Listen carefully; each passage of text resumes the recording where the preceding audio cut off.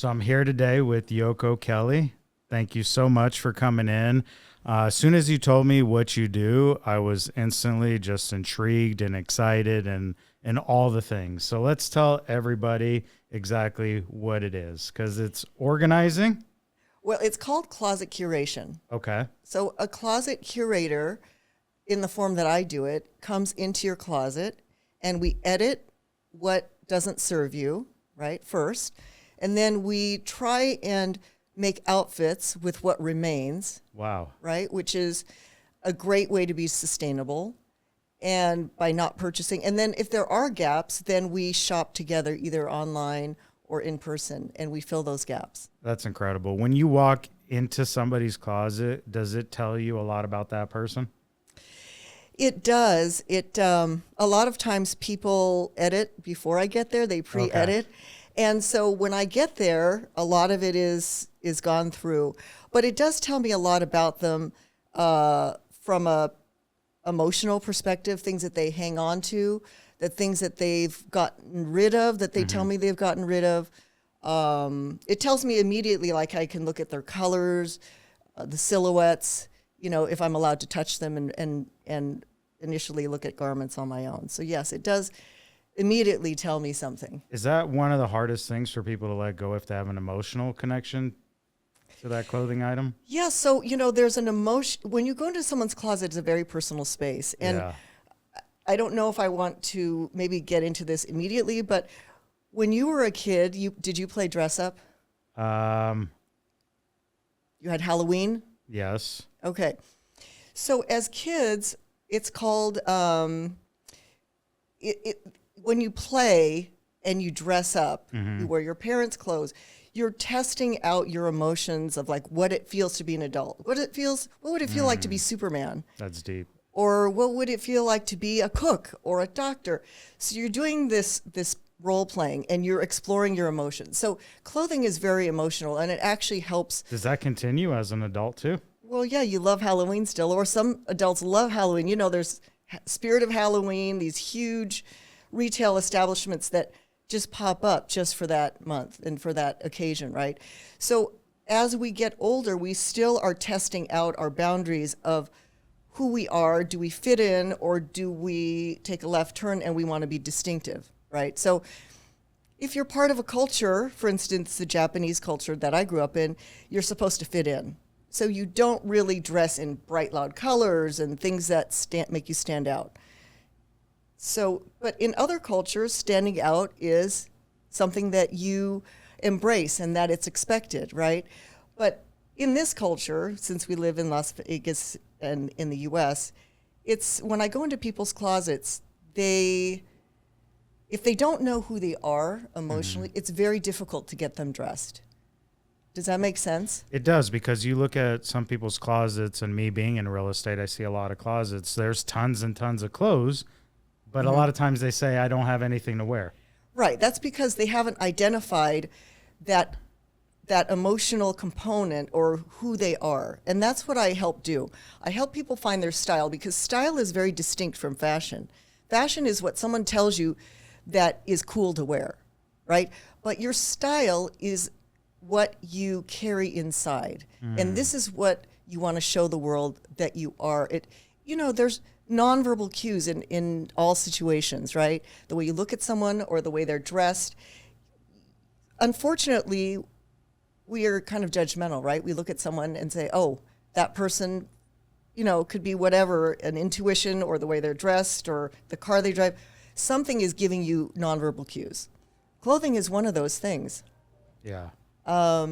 So when I go into a person's closet that has too much stuff, okay, tags, things they haven't worn for 10 years, I know that there's some kind of an emotional component, which is difficult for me because I am not a therapist, and yet I'm going to... You have to be, though, because I'm not either, but in my job, I have to be a lot of the time. Well, you have to be careful with, how you approach your client on how they're going to let go. And I do have a sheet that I hand out to them that I ask them to read before we begin, because it kind of sets the tone and the mentality of what it means to go into your closet and say to yourself, you know what, this dress that I wore to my son's wedding 10 years ago that doesn't fit me is really not serving me anymore, right?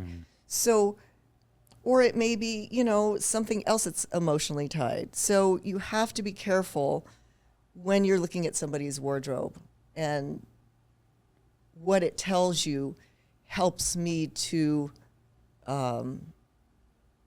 advise them, how to advise them, and in what way. And so, I think we spoke about this briefly at one of our earlier meetings, is that there's a emotional component, an intuitive component that I try to bring to somebody's closet. And you get that when you walk in? Yeah, I get that when I walk in, and when I start to look at what's in their closet, and I ask them to be the first one to speak, right? To tell me what it is that they like about their closet. And get them comfortable. Is that what you start normally with, the Yeah. positive side of it? What do you like? What do you like? What makes you feel good? What makes you feel empowered? What makes you feel sexy? Like, it depends too on where they are in life. If they're transitioning to retirement, like, what makes you feel comfortable? Like, what makes you feel like you want to go out and, engage in your favorite hobbies, right? That might be a leading question versus somebody who's transitioning to being, in the workplace for the first time.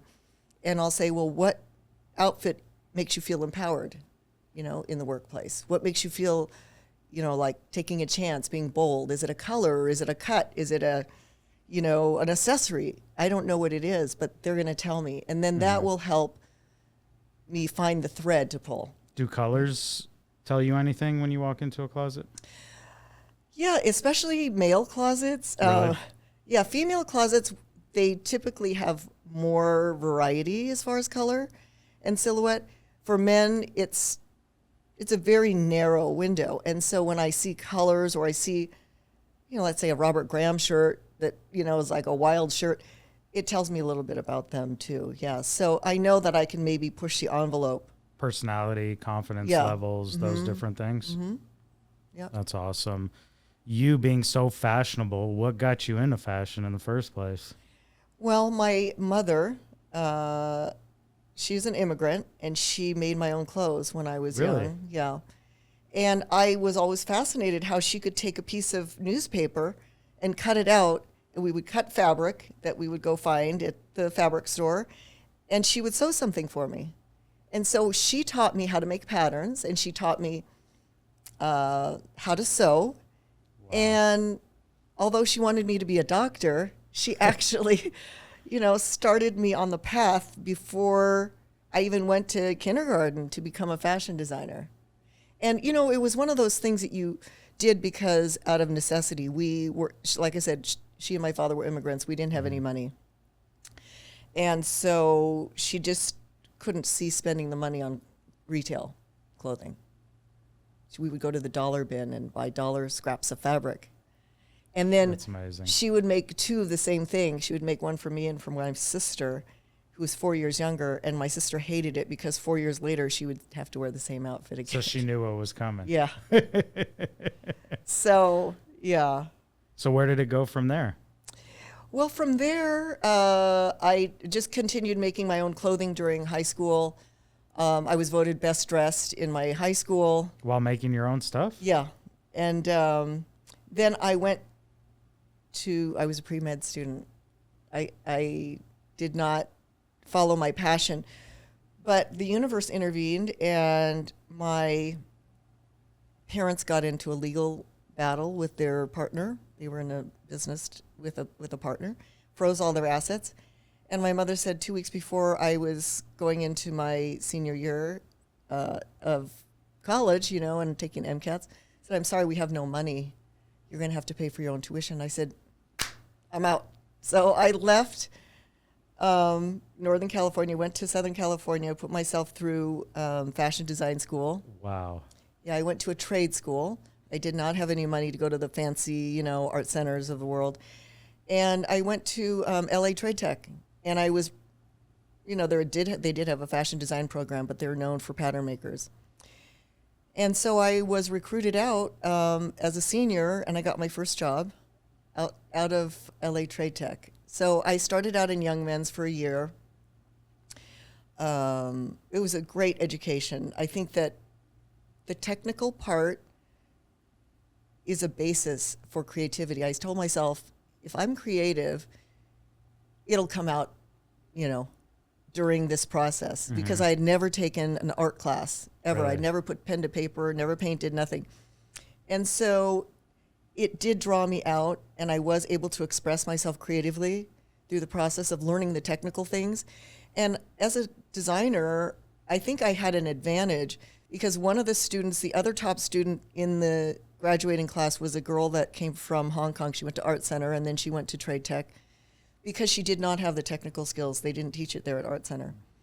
And I can't tell you how many times I have saved a production order by knowing pattern making, grading, marking.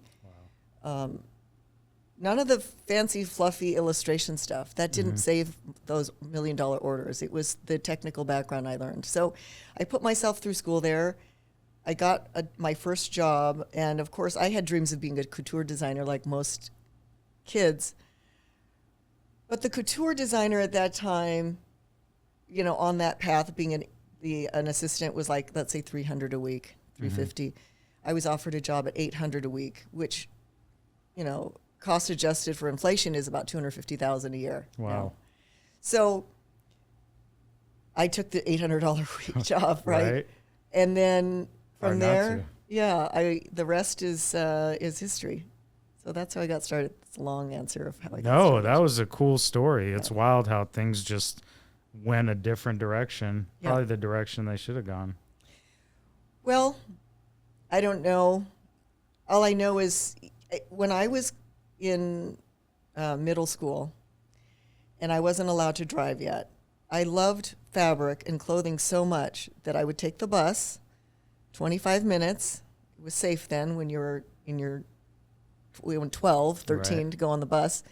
And I would go to the mall and I would actually literally look at the labels inside. What was it made out of? How do I wash this thing? You were that curious. How do I wash it? How is it made? And that's really the level of passion that I brought to it. That's incredible. Yeah.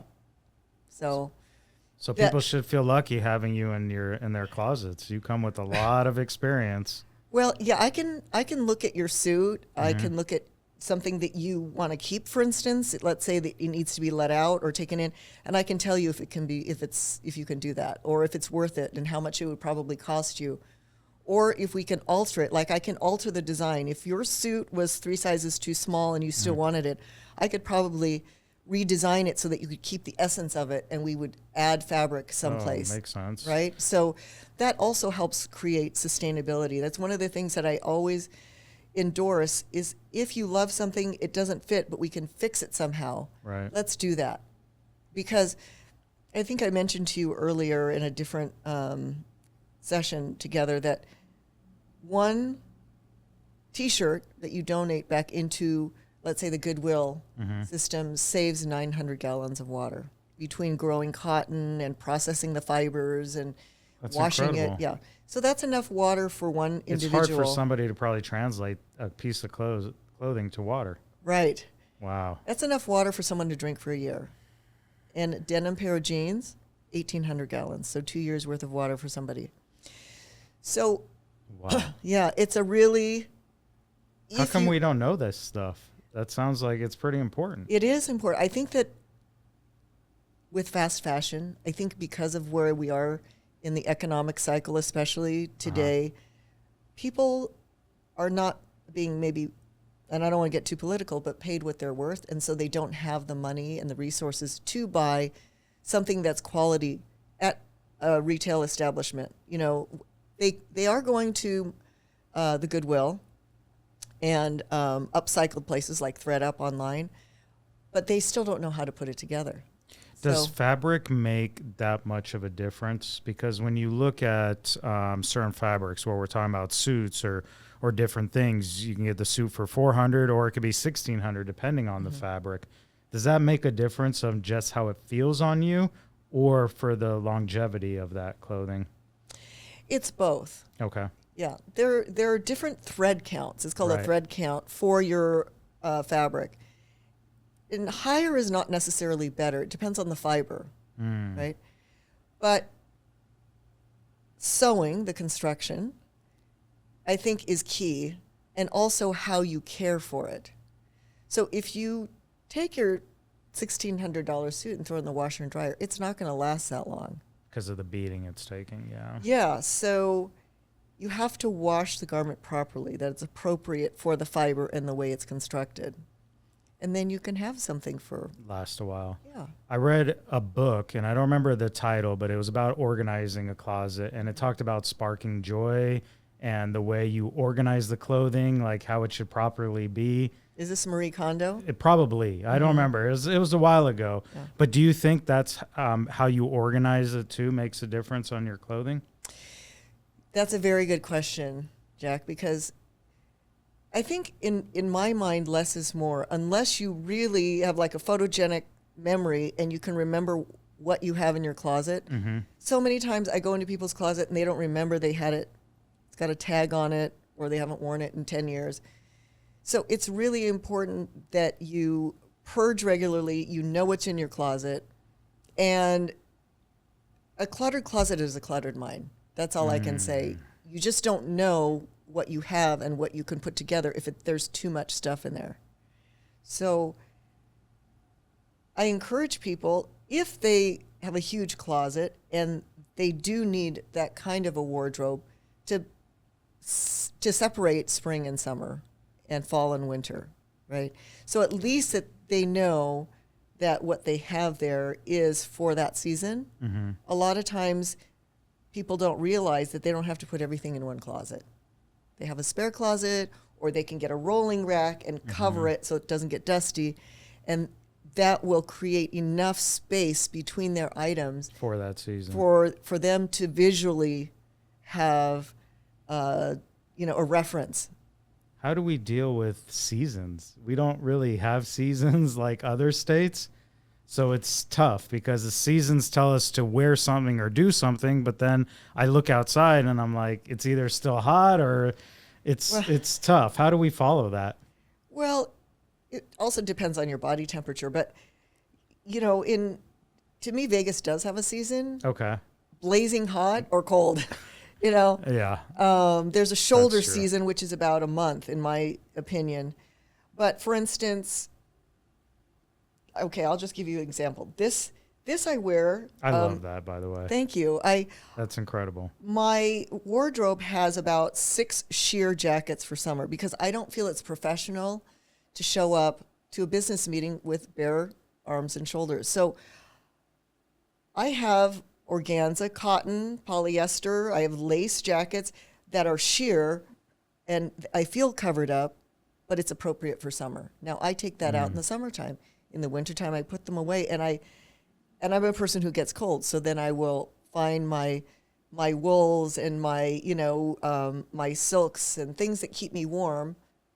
Necessarily might not be bulky. Sometimes it's bulky. Maybe it's like an outerwear Mont Blanc jacket or something. But in those shoulder seasons, this is where maybe it gets more sophisticated and where you might need more of my services. You start to layer on or off, right? And then the pieces that you layer on or off have to maybe bridge. The fabric should bridge those seasons. So silk can be worn in the winter, or it can be worn in the summer, right? Got it. So, and if you are one of those people who don't have the resources to do that, there are other ways. Cotton can be both, winter and summer, or wool can be winter and summer, depending on the type of wool, right? Yeah. You will wear wool in winter and summer, I'm sure. I run very hot. So for me, that's when the seasons, like I take all my wool suits and get them out of the way because I get hot really easy. But speaking of my suits, I just could never get in the zone in the morning. So I took a spare bedroom and I just put racks. I got them installed into the walls, almost like you would in a store. And I have all my suits in a row, all my dress suits in a row, and just tons of shoes. I got a shoe problem. But now when I get in there, there's a chair. I get in the zone. I put on music, and I can kind of get in a vibe when I get dressed. Does that make sense, or is that just something wrong with me? I think that's a very, very creative way to get yourself motivated to get into the outfit and get into the mind space of, what is your personal style. I love that. I have never heard anybody say that, but I think subconsciously, when we wake up in the morning, sometimes we actually do just turn on music, right? To get us going. But I never really related it to getting dressed. I don't know. It's just a routine, I guess. I do that with makeup. Okay. When I put on makeup, I put on music, and and it helps me. But yeah, that would be anything I think that emotionally gets you in this space of putting together your style for the day, like what you want to present, how you want to present yourself to the world is important. There's a very famous Nobel Prize-winning gentleman. I believe his name was Frank Larkin. He wrote Why We Buy, and he said that we buy for several reasons. One, it actually releases dopamine. Okay? I don't know if you've had that. Yes. Because maybe you found the perfect suit. Right. Or you found something at a great deal. You got 75% off, and you think, oh, wow, I just, it found something great. It. Yeah, it's like a feeling. Treasure hunt. Yeah. Or, or it makes you feel like you fit into the culture. Let's say that your office, my son is now in finance, he has to wear a blue suit pretty much every day, right? So he'll go buy a blue suit and he'll be like, okay, now I'm a conformist. I'm going to be in this business and I'm ready to go, right? So that's also something that makes us feel good. And we feel like we're part of the pack because we're fitting in. Yeah, we're fitting in. And there's also, you've heard of retail therapy, right? I was about to say that, yeah. It makes people feel in control. They get to choose what they wear, what they buy, how much they pay for it. So which also probably involves dopamine, but there are other factors in there too. So he wrote this book, Why We Buy. It's very interesting if you ever want to read it. I want to read it, yeah. Yeah, and it explains it in that we buy for emotional reasons. That makes sense. So yeah. So never go shopping in a bad mood because you'll probably hit the dopamine button several times and then go home and it'll stay with the tags on in your closet maybe until you get rid of it. Which brings me to another point. If you have those moments where you buy something impulsively and you take it home and it is returnable, I like to challenge people to actually make 2 or 3 outfits with it before they take the tag off, because that will let you know whether or not you actually have a real idea on how this could be utilized in your personal style and in your everyday life, or was it an impulse buy because you saw it on an influencer and now you've got parasocial or digital pressure, to buy this thing. So that's another thing that I ask my clients to do when they shop, is to really take it home. I ask them to buy a garment rack and put a grid on it, which is something that hangs in the front, and merchandise their outfits. Merchandising is simply meaning putting together tops and bottoms and dresses with jackets and pants and shirts. And so it's ready to go? Yeah. So instead of trying to figure it out that day? And then what they can do is they can take a photo of it, right? Smart. And keep it. I don't care if they have it in a binder with all tops, all their skirts, all their pants, jackets, whatever it is. And the ideal closet, I have it in my house, is to have everything where you can visually see it. So I know what colors are in what drawers. I know what tops are in that drawers. The way I organize my hanging racks are tops on the bottom, jackets and pants on the bottom. And, I organize it by color and by silhouette so that visually I go in there and I just know I can reference.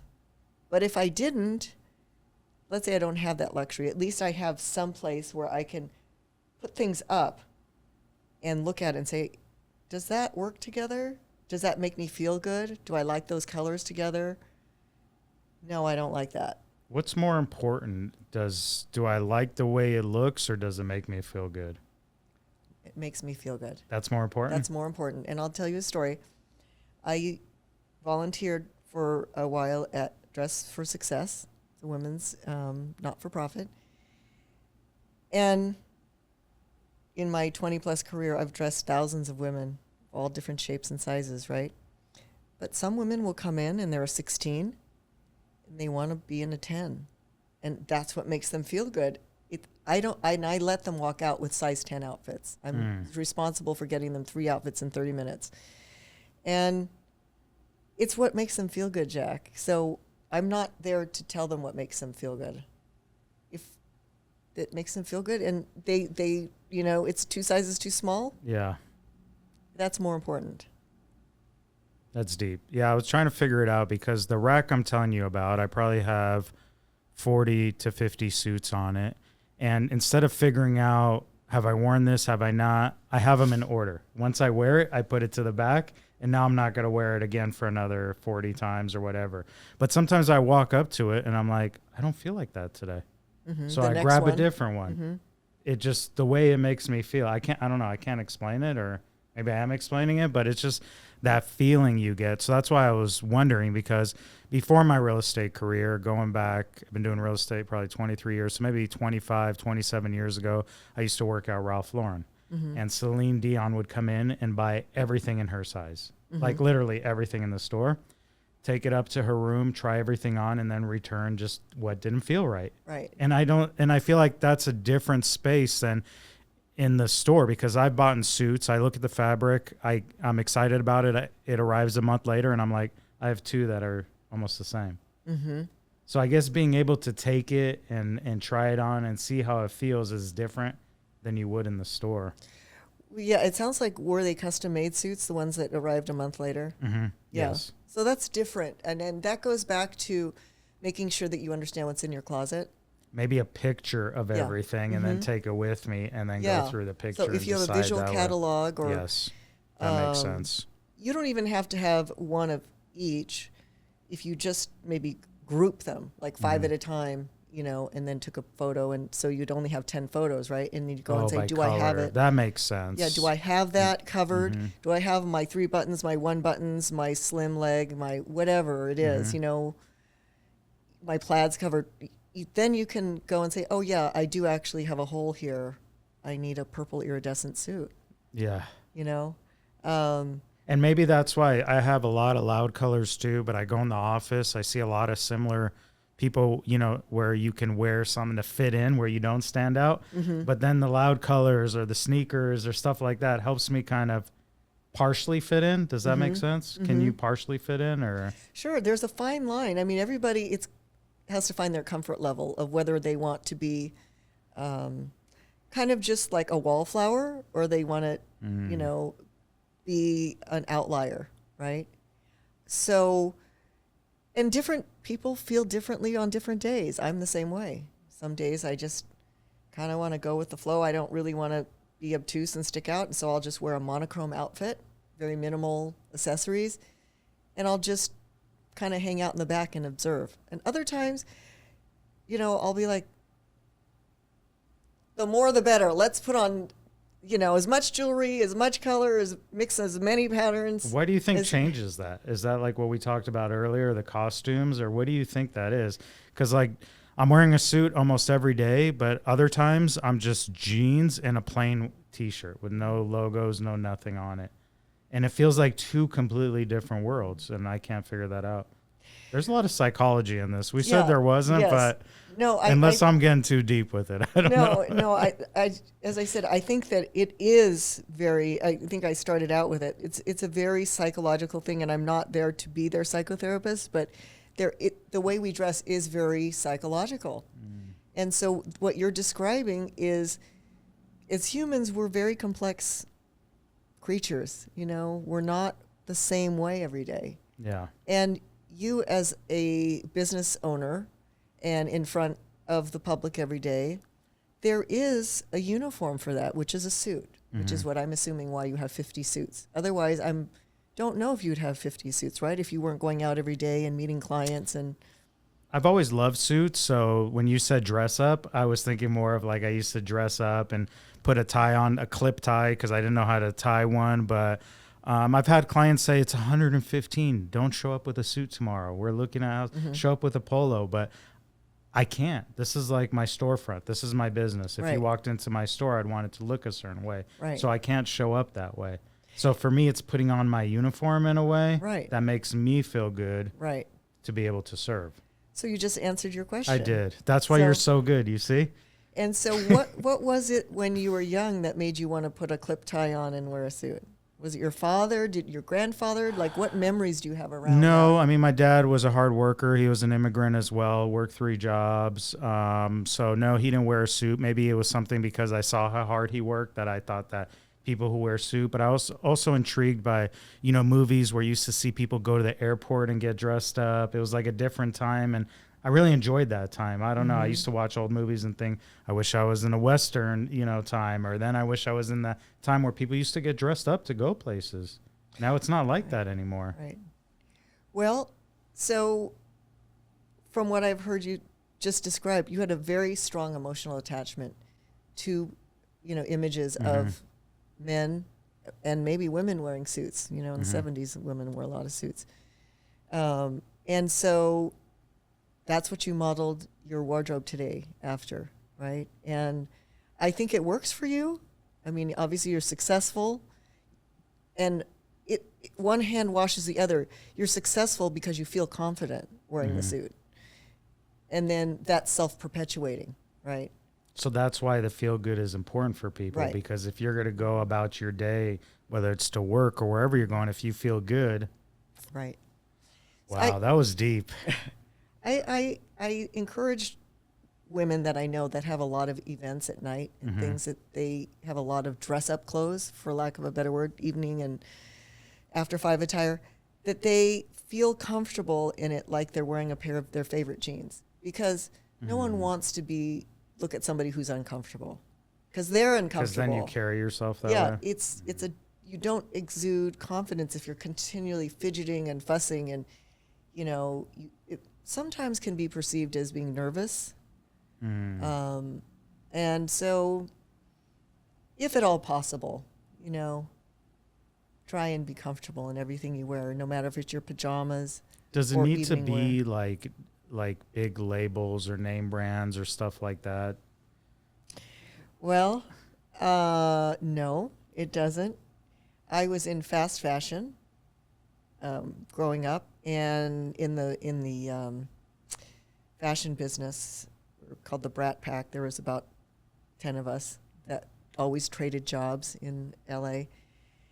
And we, for lack of a better word, the word was knockoff, right? To copy Gucci, Prada, Dior, whoever was hot, Vivienne Westwood. And so a lot of times you can get a high quality version of something that's couture, at your Kohl's or your Macy's. There used to be someone whose name was Alan Schwartz. He was in Santa Monica on Montana. And the day after the Academy Awards, he would swear that a bunch of these garments would be knocked off, literally in his store, available for sale, for people that wanted to see what it felt like to be a movie star, right? So they'd go in the next day into ABS, and they would buy these dresses. So, That's- yeah. So, in answer to your Yeah. question, it doesn't have to be couture. You can find versions of it if you shop properly for probably any price point at this point in this day and age. Yeah.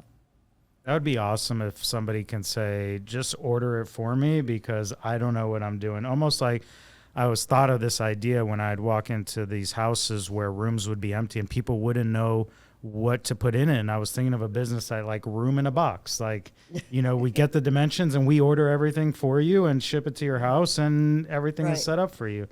So there are companies like that. It's called Stitch Fix. I've seen some of them where they Yeah. come in a box, but I don't think these people have the skills you do. Well, I think part of it goes back to describing yourself as well. So if I am not clear on what my style is and what I want to portray, then I'm not going to give Stitch Fix the proper information. Okay, right? that makes sense So to translate. it's really important to find your personal style because they don't know if you don't know. But I've heard that people have the experience of when it does come, it doesn't actually sometimes match the photo or it's not very good quality. Right. So there is opportunity there, I think, for someone to elevate that to a different level. And to your point, maybe to do a room in a box, like you said. Yeah. But that's what I do on an individual level. I think that sometimes it does take an individual to come into your home, to your personal space, to actually go through the layers of stuff that's separating you from finding your personal style, right? So, And that probably works once you see their closet and you guys put it together to know how many outfits you really truly have and what you're missing. yes. And then you can help them add Yes. to that. Yes, or they may say, they may say, well, I never really wear things with color. And then we talk about it. Why? This happened the other day. They say, oh, I love color, but I never wear it. And then we start to peel back the onion, right? The layers about why they don't wear color and why they don't think it looks good on them. And eventually we sat down at the computer and she bought 4 or 5 colored tops, red, olive, banana, fuchsia. I mean, just embraced it. And she sent me some photos. It looks And fantastic. she's wearing it. Yeah, it looks fantastic. But it takes them a level that Stitch Fix or some of those platforms don't have. And to be quite honest with you, things have progressed with AI, and there are online stylists now. I've seen services where you can sign up, and I've never personally tried it, but you take photos of your wardrobe, you send it to them, you choose a stylist that you think you like their portfolio, they show it to you, of people they've curated, and then you match yourself up with them. So that is available if you're in a remote part of the country and there are no closet curators. These are available to you, these resources, because it's important for me for people to feel good about what they wear and to feel confident and empowered, no matter what you do. If you're a stay-at-home mom or you're a high-powered attorney, you're a district attorney or something, or it's really important, I think. I once had a challenge, an existential challenge that I'll share when Please. I was working. It was at the height of my career. I was selling millions of garments a year, and I said, "This really is not fulfilling, me personally. Like, what difference does it make if somebody buys my next design or not? This is empty. I gotta quit and become a nun or something, And around that time, a sewer came up to me and she said, at that time, I think I described it, the Brat Pack, we would go different shops. We would play round robin. And she would follow me around from place to place. She would always say, wherever you go, Yoko, will you take me to your next place? Oh. And I didn't think about it really very deeply, but she said, one day she came up to me and she said, Yoko, I just want you to know my daughter graduated from college this year. And it's because you're such a good designer that I know wherever you go, you will sell clothing and I will always have a job.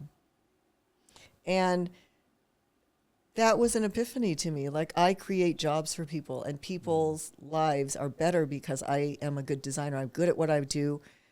I help create a sustainable business as well, because if you can think far enough ahead and know that your design is going to sell, then you don't waste fabric. You don't waste sample yardage. You don't waste buying 100,000 yards of fabric and then the orders don't come in, right? So now you've produced dead stock.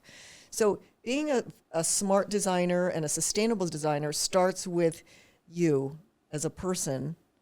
And I know I'm getting off track because I'm talking about my design background, but it's really important that as a young designer, you take those things into consideration because you are saving the planet by being smarter and doing your analysis and using AI to scrub the internet, to scrub TikTok, to see what the trends are.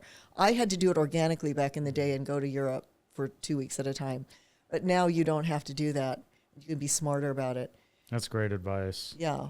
Yeah, I've seen, I never knew that about the water, but I saw on one of these streaming services a documentary about landfills full of clothes. Yes.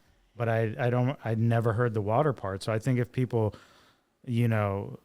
learn more about that, then it would make sense. But if they are to get rid of stuff, do you recommend Goodwill or those sites online to buy stuff and sell stuff? And Yes, I do. And for things that have gone through past their life, it's pilled, ripped, beyond repair. Then I have bags that I give people that are pre-labeled.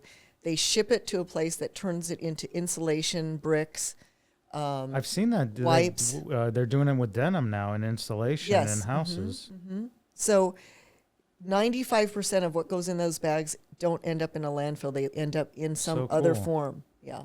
So it's about awareness. Like you said, why don't people know about it? I think that awareness, even if you've purchased a bunch of fast fashion because you can't afford something that's a quality that might last 20 years, there still is a way to dispose of it so that it doesn't land in a landfill, end up in a landfill. Yeah.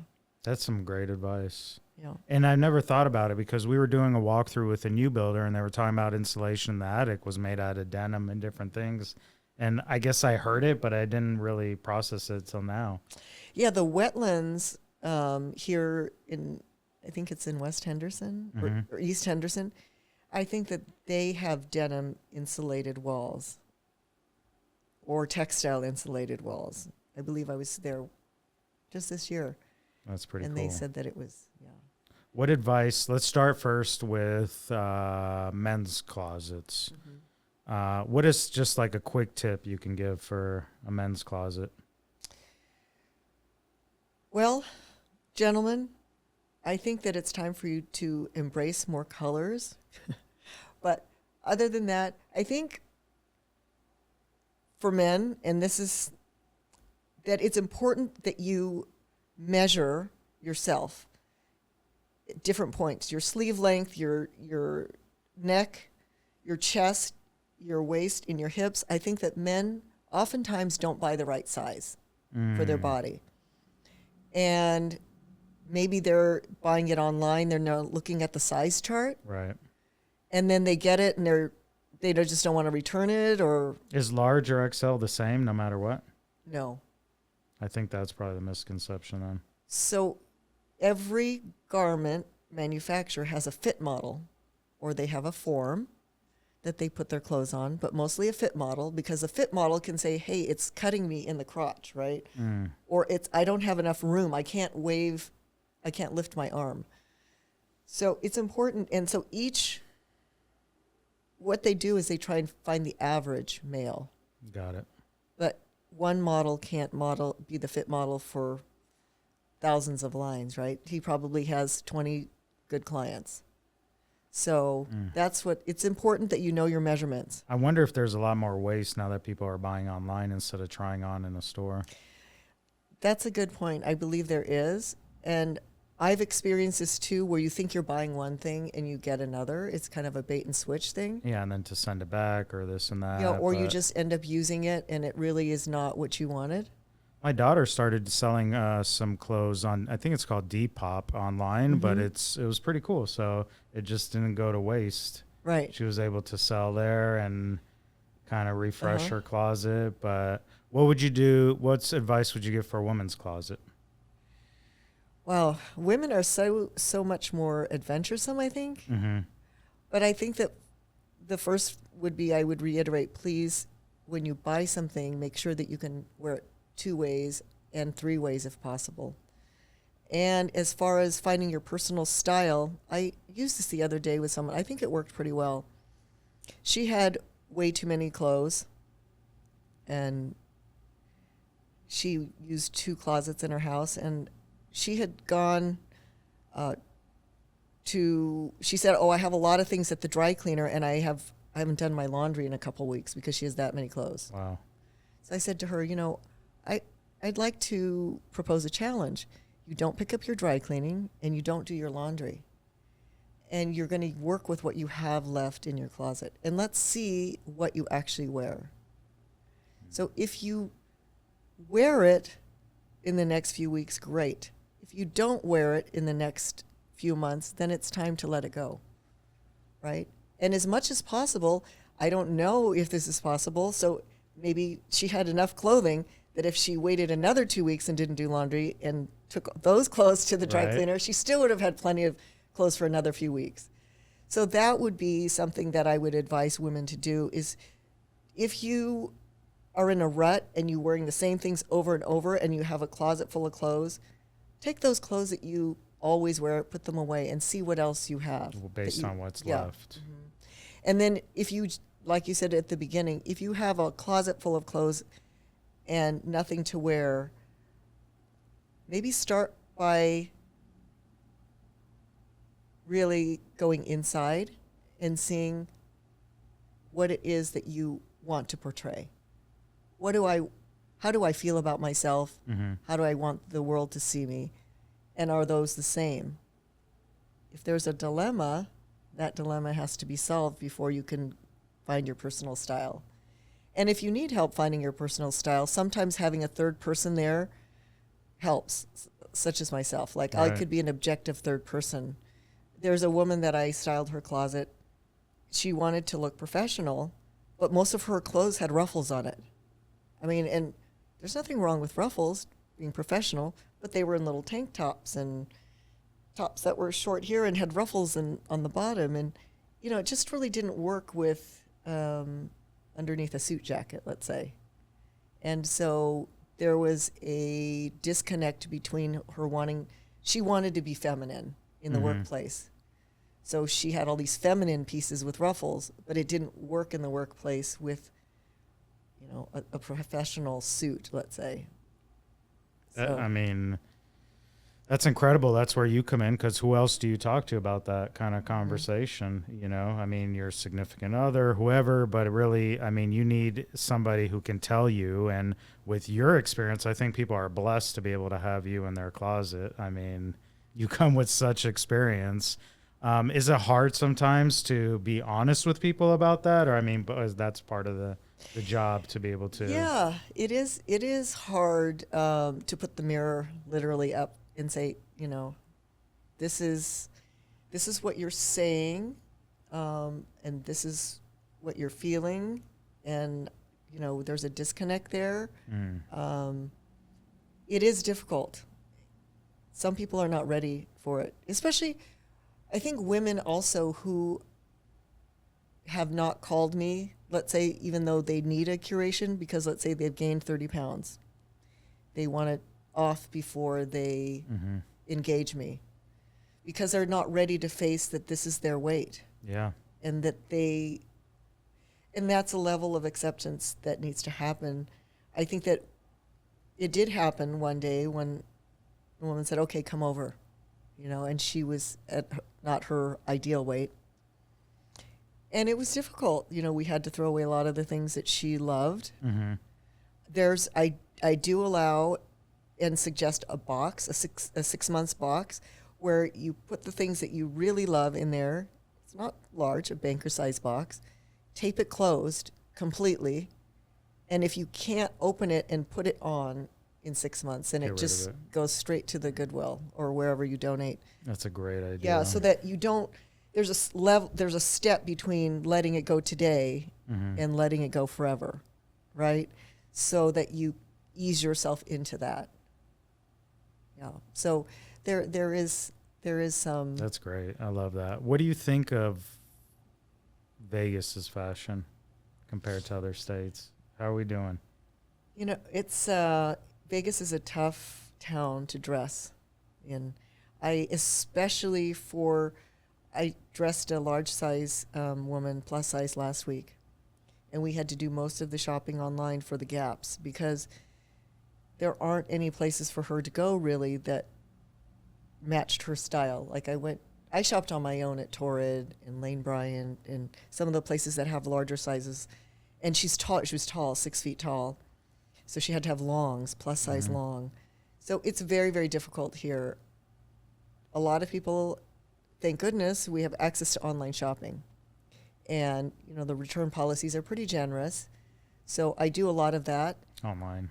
Yeah. Especially if you're looking for something specific. And then with Google Lens, of course, you can find whatever it is you need. That's it, you know, a wide variety of price points and colors and things. So Vegas is very difficult, I find. Coming from LA, where I was a designer for 20 plus years, there were so many micro pockets of places to go for certain looks. You know, you just knew exactly when to go, where to go, what shops to. And is LA and New York, those are the two big spots for fashion?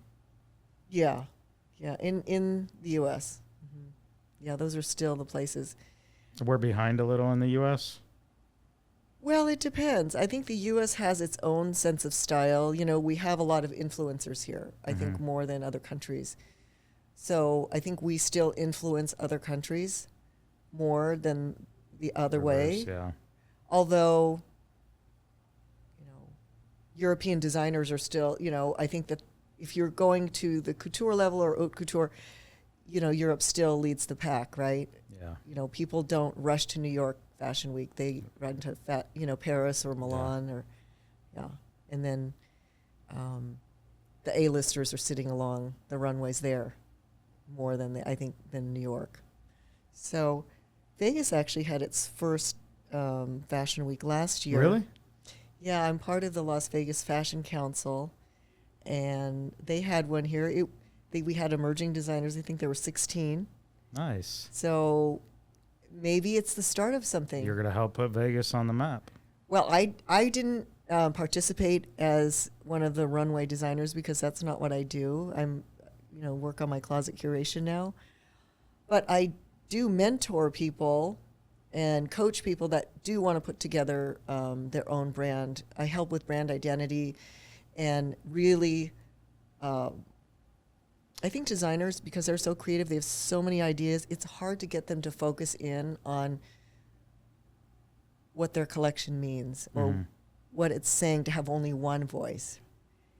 And it's kind of like your personal style. You have one voice when you go to work and you have one voice when you're, out golfing or something. But as a designer, I have a couple clients that I still work with on their line. It's called merchandising their line. And when something doesn't fit with the story, I suggest that they take it out. And it's hard for them. It's their baby, right? Yeah. They love it, but it doesn't fit. And it dilutes the story. So in Vegas, if you want to tell a story with your personal style, it can be difficult to find that, And that's why, though, Vegas does have some wonderful, if you can afford it, couture designers and pattern makers and sewers if you want to make your own curated wardrobe. It's turning into a big city. Yeah. There are people that can design it, source the fabric, make it for you. Costumers, to a certain extent. I don't know if any costumers that really do the full, day wardrobe. Mm-hmm. But I have resources if you want to do that, if you want to all of a sudden become a rock star and change your wardrobe. Right. I'd flip love it on to, its head. But I'm stuck with the real estate right now. Not stuck. I love it, but I'll continue to have fun with the suits and the shoes and all that good stuff. Tell people how they can find you, because I honestly think somebody would be blessed to have you come into their closet because of your background and skills, and I think it's amazing. So how would people find you? Thank you. I have a website, yokokelly.com. You can go there and, I give a free 15-minute discovery call to find out really what you are looking for. Some people just need a refresh. They already have their personal style. Okay. They're just too busy. Maybe I can help style their closet. I can just make purchases for them. Or they have no idea what their style is, or they they had a style that's now transitioning to something else in their life, and they need to find that new style. So YokoKelly.com is probably the best way. YokoKelly.com. Yeah, and it'll have all of my, social media links and stuff to it. So Awesome. Whether men, women, wherever they're out in their fashion, yep. you'll step in and make them better. Yeah, I hope so. I mean, that's, what I've been doing for over 20, I hate to say this, makes me old, over 26 years I've been doing it. So That's incredible. Well, your style is incredible. You're incredible, and I appreciate your time today. thank you so much, Jack. It was Thank great you. being here. Thank you.